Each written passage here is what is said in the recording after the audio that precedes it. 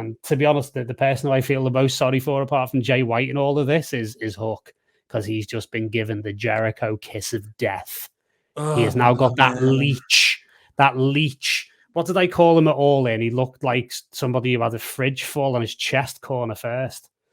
And he's just, man, he's the opposite of what a person, a legend, an absolute stone cold legend should be. Like, he should be putting other people over, not leeching off them to try and remain relevant.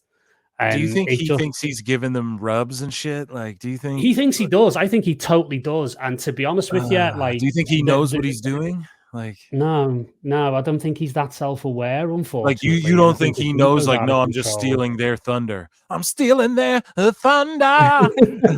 Well, I mean, to be honest, like, the impression that I got at All In last year was that Will carried Jericho through that match. Yeah. And actually watching the bits of the match with Hook, the tag match with Hook, obviously he's in his 50s, so he's going to have lost a step, but he's at the doorway now of missing spots and not time and stuff, and his body, like, you know, not being able to get into the right positions and stuff. And, you know, it's kind of sad that, you know, it's where it's at right now with Jericho, because I was such a massive fan of his, like, back in the day, obviously, you know, back into the Attitude Era and everything else. And, you know, it's just all a bit cringe. If he signed that 10-year deal with Tony Khan. Do you think, because why Jericho did that, just so everyone knows, it's because he's smart. It's like, if AEW goes under, Tony will owe him like 10 years of money still. Like, he worked out some weird deal like that for sure.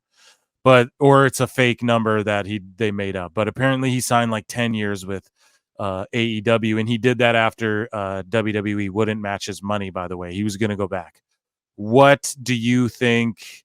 Do you think he ever goes back to WWE and, like, gets inducted in the Hall of Fame? Or do you think Jericho's like, no, fuck it, I'm just going to be... Because I think AEW will be around forever. It'll just stick around forever, but I just don't know how big it'll ever truly get, you know, unless it WCWs itself in like 20 or 30 years and it just flips around, like, you know, how WCW did in the 90s. It just, you know, Crockett, it just all turned around after like 10 years of shit, or almost 20 years of shit or whatever. It was like, do you think, like, so AEW might do that way down the line when I'm old and gray, but, like, yeah, for the time being, it's like, yeah, what do you think Jericho ever goes back to WWE, or do you think he just sticks around with Tony? Never say never. I mean, never say never in this business, right? And also, don't forget, he did do the Stone Cold podcast.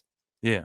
You know, so there is that element of it. And I think the further that AEW just sort of slowly but surely sort of trickles down to that sort of TNA level that you were talking about, it just represents less and less of a threat to WWE. So they can afford to be magnanimous, even if Jericho is still in AEW.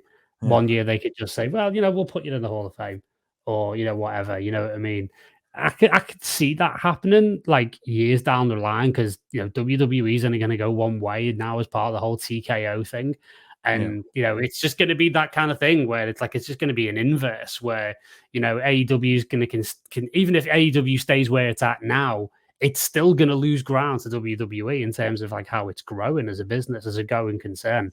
It's like, what, 8 straight weeks now? SmackDown has been completely sold out, not a ticket left in any of the buildings. They're doing house shows. They're doing house shows in California, bigger than what Big Business was last night. Yeah, bigger, just as big as fucking their pay-per-view for Sting was. And they were selling, and people hate on this, and I'm not saying this as a hate, but like, they were selling $1 tickets to that Sting show. Like, Tony said it at the press conference, he was selling them for cheap.